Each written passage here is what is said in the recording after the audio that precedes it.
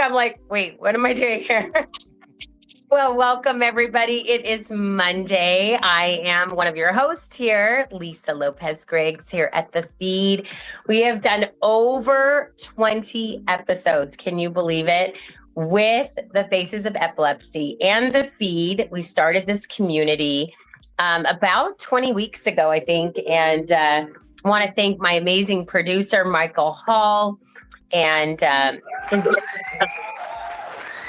amazing, Amy, for just all of both of your support and just all that you guys do to help make Faces of Epilepsy just this amazing community, as well as just everything that you guys have done to help put the F.E.E.D out there and to be able to hear and share other people's stories about epilepsy, caretaking epileptics, advocacy, legislation. We've covered dating. We've covered SUDEP, grief, loss, moving through so many things, mental health. And it's just been truly, truly amazing, and so grateful for that. Just wanted to come on here today real quick and just give a shout out to a few people. Wanted to shout out Harold Creekmore, Enrique, and his beautiful fiance.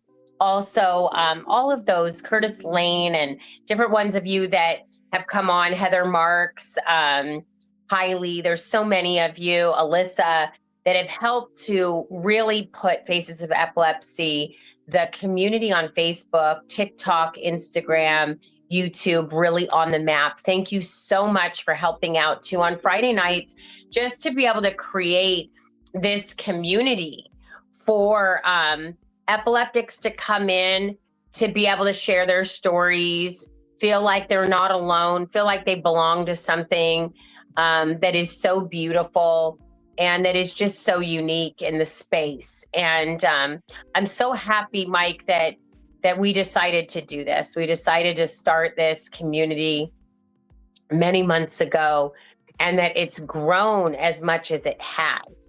Every week we are growing. Every single week. And we have grown now to over 1,500 in Faces of Epilepsy.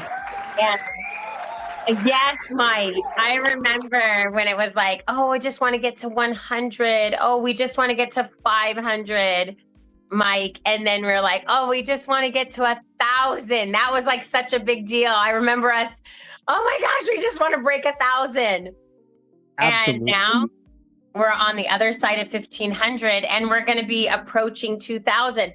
Like, this is amazing. What do you attribute this to, Mike? A lot of things, a lot of, just our combined hard work is a lot of it, and consistency is key.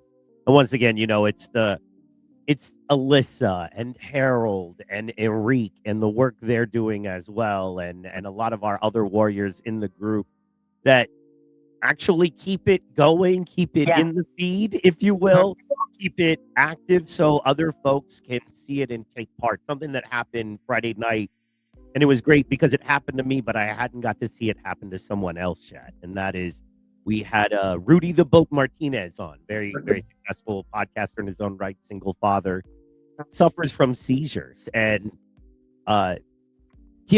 not the kind of guy that you ask to be on podcasts a lot, because he does his own and he's very busy. And you're like, unless we can kind of set a thing up that makes sense for both shows and working in time, I don't bother you, because we're both just busy guys, right? Yeah. And he was adamant when he found out we were doing. He's like, I really want to come on. And I was like, well, come on a Friday night and hang and see what you think. And it blew him away. And he was just so touched. He was like, I didn't realize there was a place like this. And this is, a very successful grown man, was a cholo back in the day. He's and now a good Christian man. But, a guy that's not easily surprised at this point in his life. Yeah.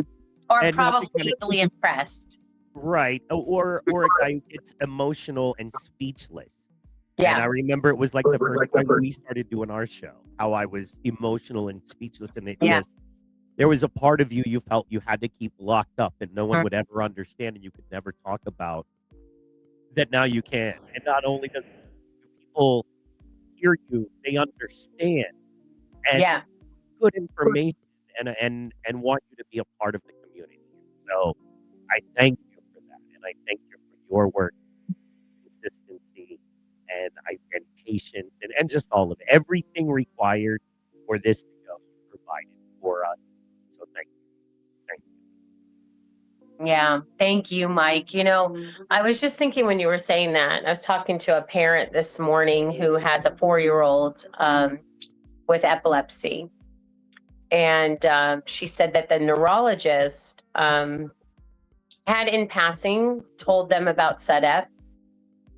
And we got into a conversation because she had posted in one of the groups about how, we're told to kind of be aware of SUDEP, but yet we don't know, like in the groups, right? Not necessarily by the neurologist, but don't know how to prevent it. So I was having this whole conversation with her because obviously she's a young mom and she has a little boy that's 4 years old who was just recently diagnosed. And that just comes with a lot, it comes with a lot of insecurity of the future, of the quality of life that her son is going to have, especially around this topic of SUDEP. And I was thinking that when you said that, that I was having a conversation with her, that I will not let Faces of Epilepsy or the F.E.E.D die out, because I do this in memory, of my son's legacy and keeping his memory alive. So Faces of Epilepsy, I've done a lot of projects in my life. I've done a lot of projects. A lot of startups and just all kinds of different things, and many of them did not continue. They were either passed on to other people that have continued those things, podcasts, different things like that, or businesses, that have continued on. But this is different because this is true legacy for me. So I won't let it die, I won't let it go away.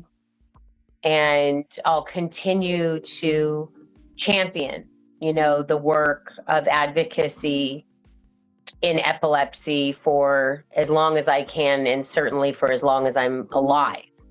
It won't be something, even with you guys doing what you did on Friday night, Mike, and I wasn't able to be there. I'm glad that there's leadership and there's people that care, about this community enough to step up and step in, and be a part of something that is such an incredible movement. And it is a true movement now. Well, and that's the key. Man, there's so many things on my mind, but just long story short, yeah, a couple of things there. When you build something large enough, it is a movement, and either it's about you and it's central to you, and without you, it doesn't roll. And that's okay if that's a thing, And then there are things that are movements, and you understand that they're bigger than you, and God put it on you to carry it. And I think you see that God has put something on you to carry. You follow his will, and he provides you with people and an army, if you will. like when God told David, I'll provide you an army, just follow me, and I think in the same way here, you have this on your heart, and you are a warrior woman, and God said, I will provide your army if you just follow me. And now you're stuck with us, your army. And I'm sorry. I love it. I think it's awesome because you want people that, when I think of an army, it's like you want people that you can go to war with. And you've got to find your tribe. Like I have the last 3 years, I've made so many changes in the quality of people, that I've had around me. And I think my tribe has changed significantly. over those last 3 years. It's very, very interesting to me that people that were in my life years ago, a few years ago, are not in my life anymore. And even thinking about that this morning, I was like, gosh, sometimes you just feel stuck. You just feel kind of stuck and like almost like you just want to move on and move forward. But it's really, really important to have people around you that you feel like you can go to war with. And it's the connection. This isn't we all like the same video game, or we all like the same movie, so, or the same movie series. So we're all going to, meet up once a year and dress like those characters, which if you do that, cool. I get it. Rock on. But, our thing is, we live a life of struggle sometimes and literal survivorship and literally having to depend on our faith and things deep inside just to function in the way that everybody else usually does. And the fact that you are able to help us with that, we so appreciate. And that's why you got your army. That's why we're here, no matter what. I really appreciate you on so many levels on that. And I think so does Harold. And I know so does Alyssa. And I know so does Enrique. By the way, wanted to shout out to Enrique's lady, fiance, Monique. She did Friday night, and she did it up Friday night. She was amazing. Applause. I love it. That's so awesome. Thank you so much, Monique, for doing that. And, we're still giving away beanies. We're still giving away Love My Melon, Love Your Melon beanies. We still have a few of those left. So keep inviting, keep, talking about the group, inviting, posting as much as you want. I love that there's so much involvement in the community and that people are really talking and sharing. And that's really cool.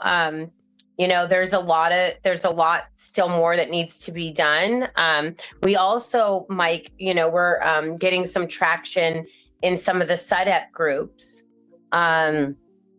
where people, parents have actually lost their children to SUDEP or their spouses or siblings.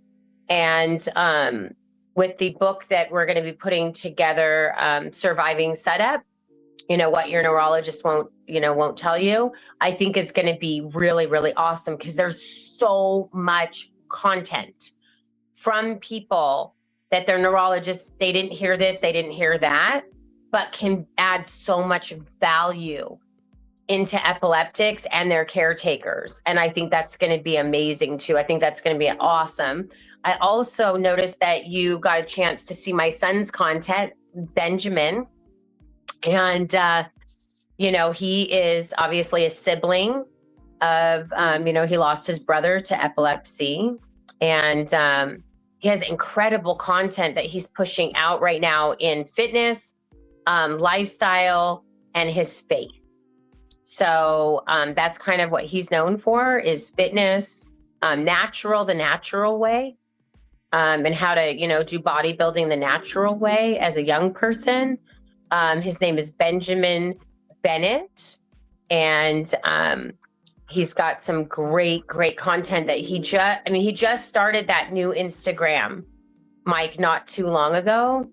And I was like, we're not even halfway through the show, but we'll jump on him. I did want to mention just for a second, I wanted to hang real fast on the SUDEP groups and the Surviving SUDEP book that you're working on currently, because I know you haven't told a lot of people about it. You stay so busy a lot of times. You just do your thing and work and produce and create amazing things and bring people in. And, sometimes stuff needs proper promotion, right? And you're just a machine, right? On a mission. So I want to take a pause and just because I think this is the first we've actually really talked about it. And most of the time you have a guest, so you're giving that space. But for a moment, if you can kind of talk about for a second the vision behind this new project, what is on your heart, and kind of what you're doing there, and then we're gonna rock out. I got Benji pulled up.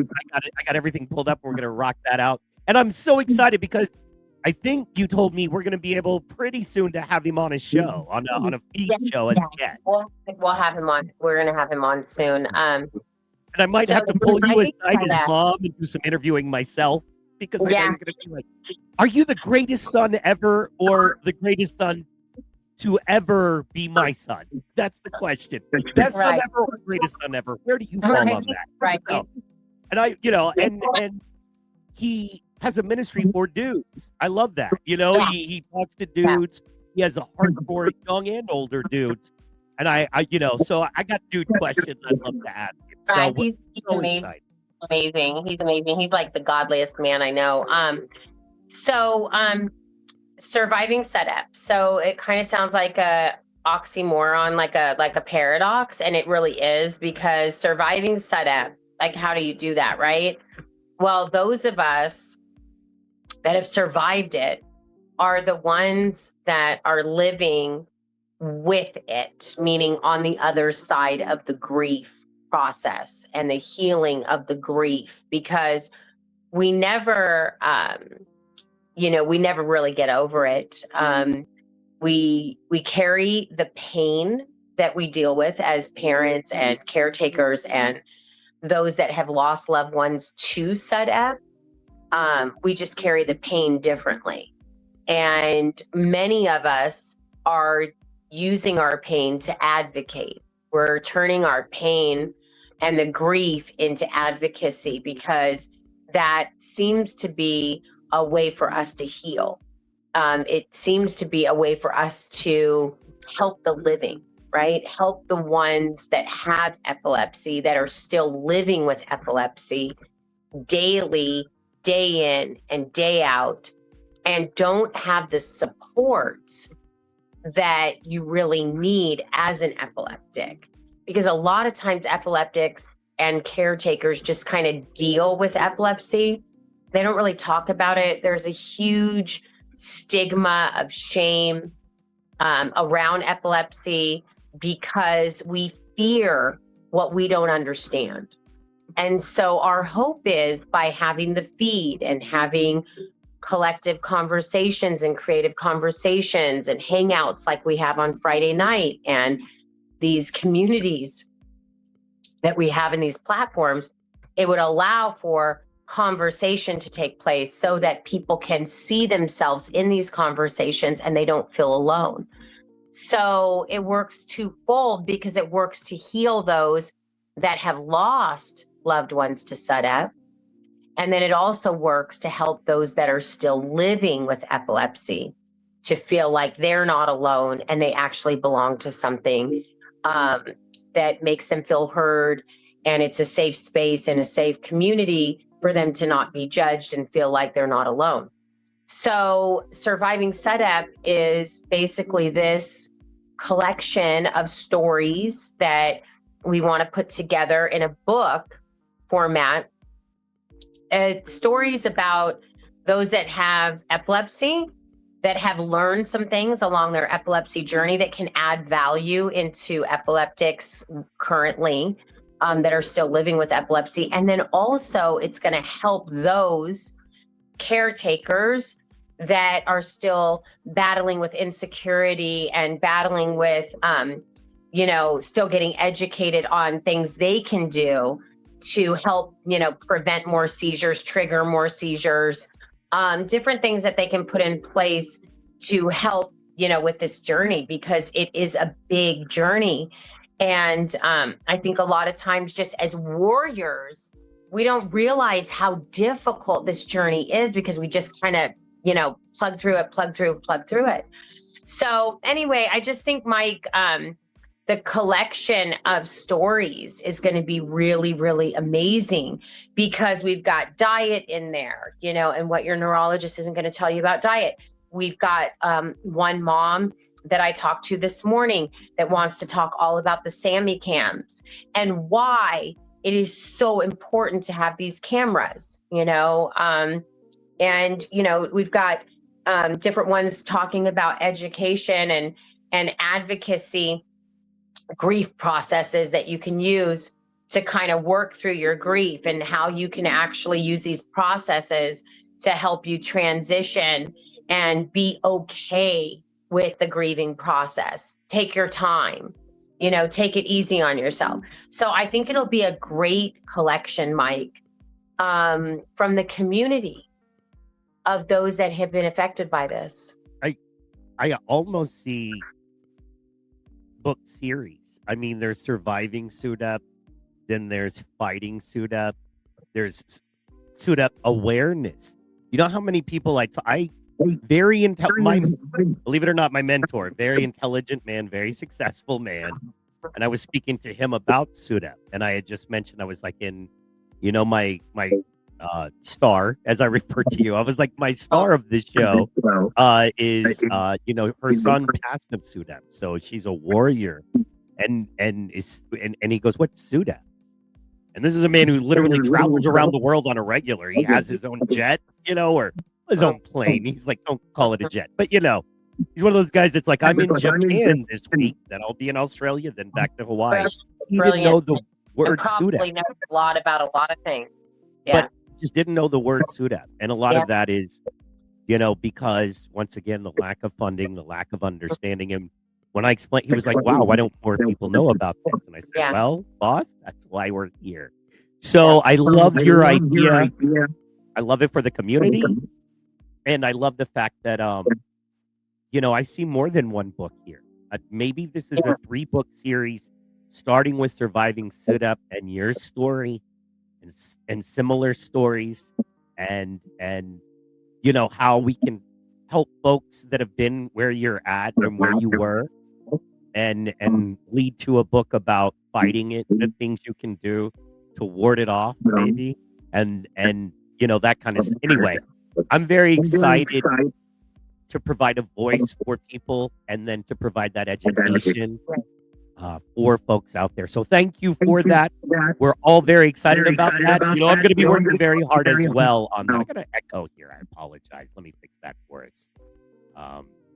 Just never quite dialed in perfectly what we're doing. Goodness. It's okay. I've been having all these challenges just with the travel, you know, in different places with Wi-Fi's and different things, and being on my phone today, and, you know, for this show, but it's all good. You know, so much great things are happening. And I really want us to focus on our wins, Mike, because we're having so many tremendous wins right now within our community. So many wins. Yes, and so many parents are stepping into advocacy in a bigger way. It's really powerful. I agree. And speaking of amazing parents doing amazing things, because we are tight on time today, I absolutely wanted to, as we teased earlier, bring this young man into focus. His name is Benji. As you can see, I mean, lesser men would be jealous. You know what I mean? Look at this guy right here. Look at that. Yeah, he's 20 years old. He's not even 21 yet. If it's okay, I would like to play one of his quick videos right here. I love that one where he's looking right there into the camera. It's hysterical. That one that's so funny, where he's like, it kind of like, yeah, these are all so funny. Oh my gosh, so funny. But there's one that's the one where it's kind of where the white T-shirt right there, and his this is so funny. Oh my gosh, little 16-year-old thing. Okay, so little background. When I graduated from high school, I was so freaking small. I was 5'9", 145 pounds, literally a freaking string bean. One blow of wind and woo! He was tiny. So, what did I do? You know, kids ask me who are around the same age, like, how did you get so big? How'd you get so big? Are you okay? He's like, how'd you get so big? How'd you get so big? I see food and I ate it. He's brilliant. He's brilliant. So he broke down some peptides. I think this is the one. Yeah. Dude, are you really considering going on peptides, steroids, or any sort of enhancements? Please just listen to this video for 20 quick seconds to hear my take. So Do I think peptide steroids and enhancements are bad? No, they're not bad, but in the right way. So what I mean by that, a lot of people will just hop on peptides or steroids like 4 months into lifting, and I think it's insane, especially that 14, 15, 16, 17-year-old age range, especially with boys, young boys, because they're just lost in wanting to look this certain way, like this certain social media influencer, and they're just so focused on their image. So what do they resort to? They resort to an easy, quick fix, such as peptides or steroids. So instead, guys, train for a year. Your bodies, it's insane what you're capable of doing. If you have a good diet, you sleep 7 to 8 hours, you're drinking a gallon of water, and you're on a good lifting program. Okay, and I wanted to pause right there and let folks know his advice right there for all men is also great advice for epileptics, believe it or not. Wow, Drink a gallon of water. awesome. Right? Think about it though. If you're like us and you constantly are hearing the advice. Wow, Mike, that's great. That's great. So make sure that you follow Benjamin Bennett. He's amazing. He's Benji Bennett lifts. Yeah, it's really, really, really good. Yeah, really good. Yeah. And we're having Just him on started soon. the channel not too long ago, but he's posting content, really good content every single day. I think he's got about 100,000 followers on his TikTok, but this is his new Instagram that he's doing. And I'm really enjoying his content. It's fun to watch. So we'll have him on the show. We're going to have him on the show soon. We're going to make sure that we do that within the next couple of weeks. So we got to try to just line it up, before he goes off to Fire Academy. But yeah, everything's good. I mean, with what he's doing, I think he's got some great information, and just wanted to just jump on here real quick, Mike, today and just say we've got some great guests coming up this week.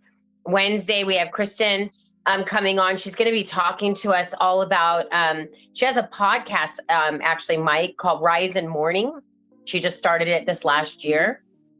She lost her young son, not to epilepsy, but to a tragic accident. And very young, little guy, 21 months. And she runs a podcast where she teaches processes on how to work through grief. I think it'll be good for us to have an interview with her and just be able to have that content there. And then also we're going to have more guests coming up, which is going to be really exciting because there's just so many now that are reaching. I know for some, those were they want to share. So I think you were trying to pull Kristen up, but we're excited about what's going on, and 1,500 in our group, and there's Kristen right there. So we're going to have her on Wednesday. This should be great. And I'm really looking forward to that. We've been trying to get her on for a while, and she has a great podcast. So make sure you follow it too. If you're, looking to pass that along, to someone that could be struggling with grief that's a parent, because I think it's going to be great. Really great. Excellent. And real fast, Thursday is a very special day for us. Yes. Oh my gosh. Thursday is Purple Day. So Thursday, the 26th is Purple Day. And this is a big day. Wear your purple, please, everybody. Look at Mike. He's wearing his Purple Rain t-shirt right now. Purple Rain. And Prince had epilepsy. Thank you for wearing your t-shirt today, Mike. So make sure you wear your purple on Purple Day, which is the 26th. 1 out of 26 people will get epilepsy in their life. And that's why the 26th day of the month is a very important day. So make sure on Thursday you wear your purple to represent for epilepsy and epilepsy awareness on Purple Day. That should be it, Mike. Love everybody. We'll see you guys Wednesday.